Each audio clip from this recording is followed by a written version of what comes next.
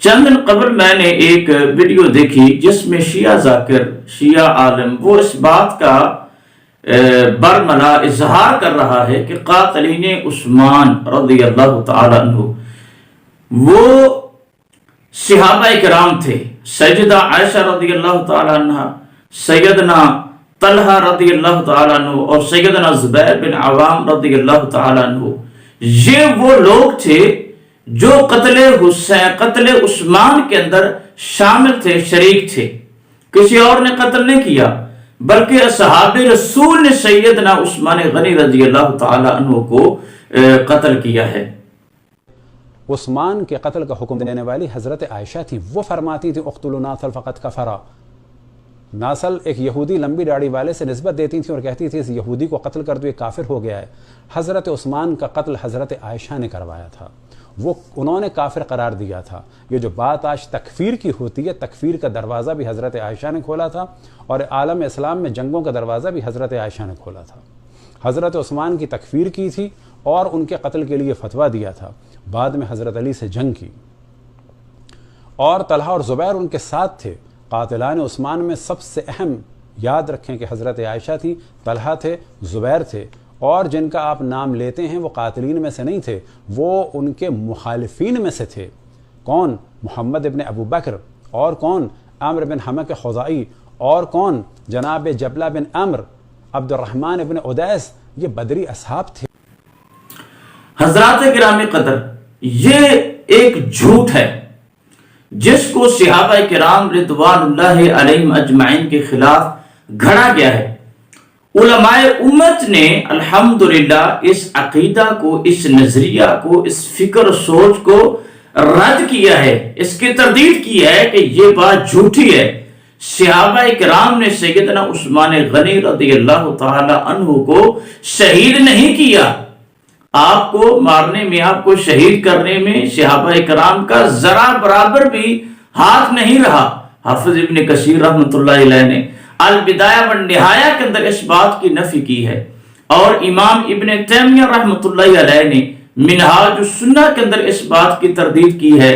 اسی طرح امام نووی رحمۃ اللہ علیہ نے شرح صحیح مسلم کے اندر بھی اس بات کی وضاحت کی ہے کہ صحابہ کرام رضوان اللہ علیہم اجمعین انہوں نے سیدنا عثمان غنی رضی اللہ تعالی عنہ کو شہید نہیں کیا، بلکہ امام ابو بکر آجری رحمۃ اللہ علیہ انہوں نے تو یہاں تک لکھا ہے کہ اللہ کریم نے صحابہ کرام رضوان اللہ علیہم اجمعین کو قتل عثمان کے اندر شرکت کرنے سے محفوظ رکھا ہے۔ الشریعہ کے اندر یہ بات موجود ہے اور اس کی سند بھی ٹھیک ہے۔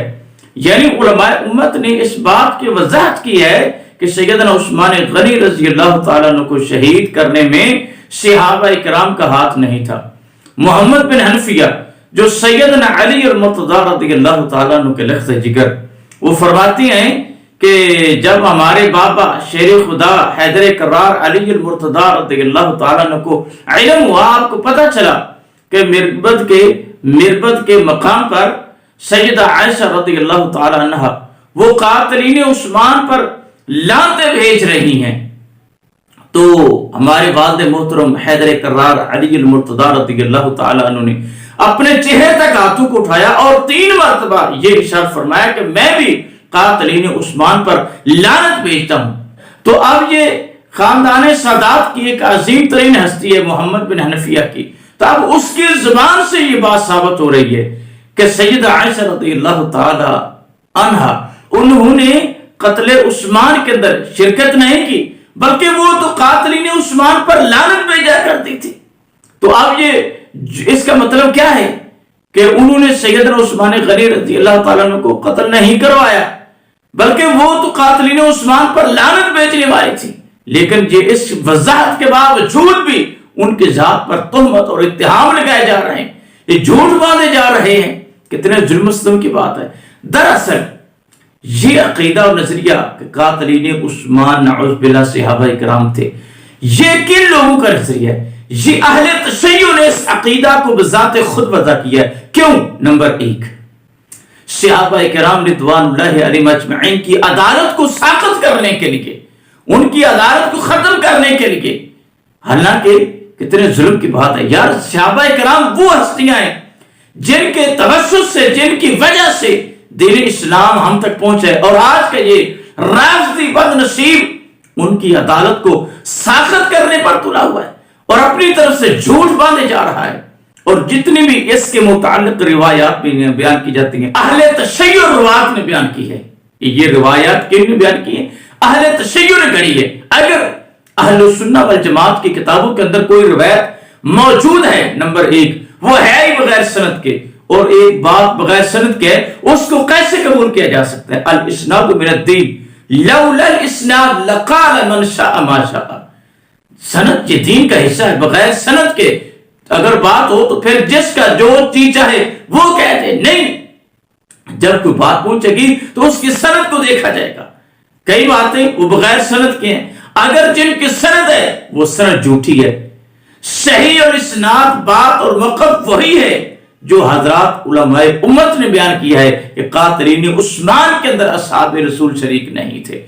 اب اس صحیح موقف کے مقابلہ میں ایک باطل مردود اور جھوٹی بات کو کیسے تسلیم کیا جا سکتا ہے؟ اور پھر جن کے اوپر کفر کے فتوے لگائے جا رہے ہیں کہ سیدہ عائشہ رضی اللہ تعالی عنہ نے نعوذ باللہ کفر کا دروازہ کھولا تھا۔ کفر کا دروازہ کیسے کھول دیا بھائی؟ فَإِنْ آمَنُوا بِمِثْلِ مَا آمَنْتُمْ بِهِ فَقَدِ اهْتَدَوْا وَإِنْ تَوَلَّوْا فَإِنَّمَا هُمْ فِي شِقَاقٍ فَسَيَكْفِيكَهُمُ اللَّهُ وَهُوَ السَّمِيعُ الْعَلِيمُ۔ اللہ تبارک و تعالی نے صحابہ کرام کو معیار حق قرار دیا ہے، معیار ایمان قرار دیا ہے کہ اگر تم ایمان لانا چاہتے ہو تو صحابہ کرام کو دیکھ لو، یعنی ان کی وجہ سے تو ہدایت ملتی ہے، ان کی وجہ سے کفر نہیں ملتا۔ ٹھیک ہے، یہ کفر کا نظریہ یہ ایک رافضی بد نصیب کا ہو سکتا ہے، لیکن حق پر مبنی، حق کو سمجھنے والا، حق پر قائم ایک عالم ربانی کا یہ عقیدہ